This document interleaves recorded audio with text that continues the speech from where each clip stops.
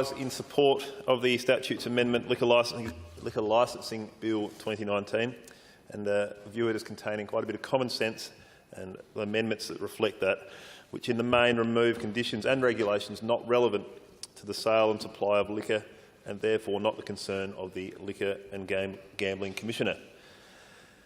Any actions that we take in this place, Mr Deputy Speaker, that result in the removing of duplication or any additional layers of red tape and, most importantly, simplifying of paperwork for our hard-working businesses and reducing the confusion and requirements placed upon them and they just want to get on with making a living and employing people.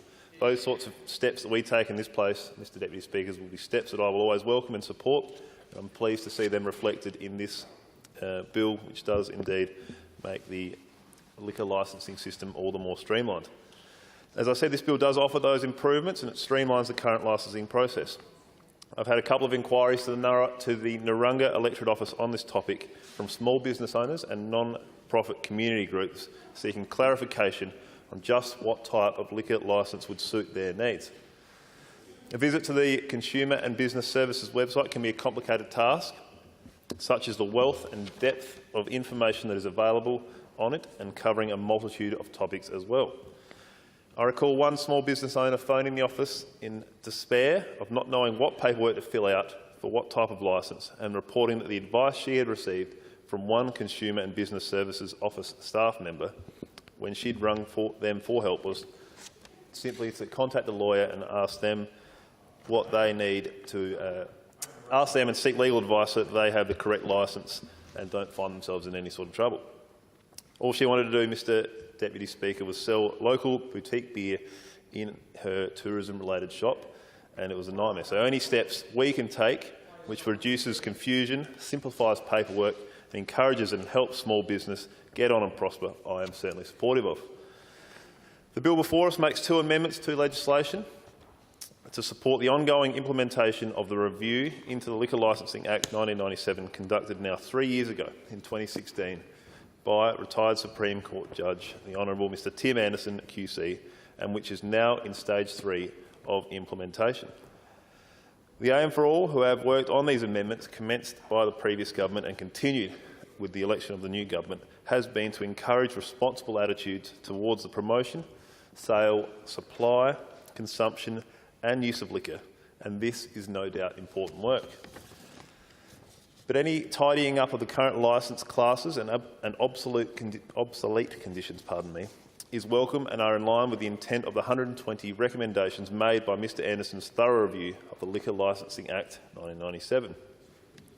They are to create a modern and flexible licensing system that supports a vibrant hospitality industry while maintaining a safe drinking culture.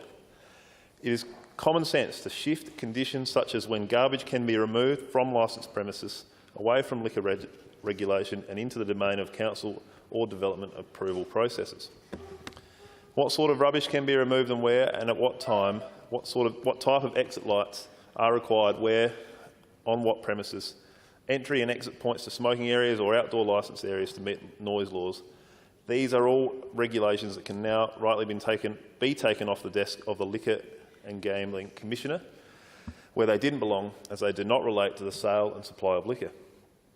The removal of such conditions through this bill accords with Mr Anderson's recommendations and makes way for a smooth transition to the new licensing conditions, which will provide much-needed clarity and improvements for all. And it does so by affording the Commissioner absolute discretion to add, substitute, vary or revoke any existing conditions needed as a result of these reforms. The proposed amendments ensure that the Commissioner is provided with that necessary discretion, which in turn will ensure that licensees remain aware of their obligations under planning and local council requirements.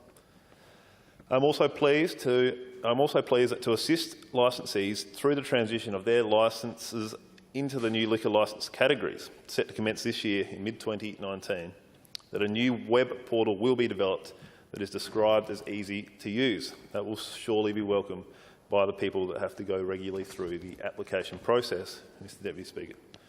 The Marshall Liberal government believes in reducing red tape and streamlining government departments and broadly simplifying processes for improved efficiencies. The amendments before us deliver this important common sense approach, and I'd like to take this opportunity, Mr Deputy Speaker, to acknowledge a couple of the local hotels that we have in the electorate of Narungga for their support over the past little while. I myself have been a long-time supporter of theirs, Mr Deputy Speaker, having spent quite a bit of time in the local pubs in Kadina particularly, and I'd like to acknowledge Trevor Evans from the Wombat Hotel, Darren Cave from the Kadina Hotel, and Dion Pomery from the Exchange Hotel Kadina, who have been great sounding boards for me when it comes to both liquor licensing laws and issues they have with running their business in general. I visit them regularly, and indeed I did a trip up and down the peninsula and up and down the electorate pre-election to visit with as many hotel owners as I could, right from Kadina right down through. That was good. It was an enjoyable few days. I spread it out as best I could, so not to condense it all into one day. But right down the bottom, Mr Speaker, where there is a growing industry, we have a number of breweries opening, a new one due in Wallaroo soon and one in Minlaton, which are now serving up their boutique breweries. There's a new gin distillery just out of Arthurton, which takes the grain from the paddock next door and turns it into gin. I'm not quite sure what the process is called, but so from paddock to distillery, one next door right into the facility they've built there. It's a wonderful place, Sunny Hill Distillery. So the Collivers have that, and it's a growing industry on the peninsula, this evaluating of local produce and turning it into beer and spirits, and I look forward to continuing to see that grow. And these reforms will make it all the easier for those businesses to continue to serve their product that they're now developing so masterfully along the peninsula. So, just in concluding, I'd like to acknowledge again the publicans and the hotels up and down the peninsula that do a wonderful job of serving our tiny, at times tiny, rural communities. Often the pubs are the lifeblood of the town, and without them there would be nothing there. And also acknowledge the growing industry that we have on the peninsula, which is breweries and distilleries and boutique beer and boutique spirits. So with those few words, and I'd like to commend the efforts of the Attorney-General to make this liquor licence process easier and simplify it and reduce duplication and red tape. So with those few words, I commend the bill to the House. Member for Wright. Playford, sorry. State of the House, Mr Deputy Speaker. Yes. Attention has been drawn to the State of the House. I'm having a quick count and I see that a quorum is not present. Ring the bells.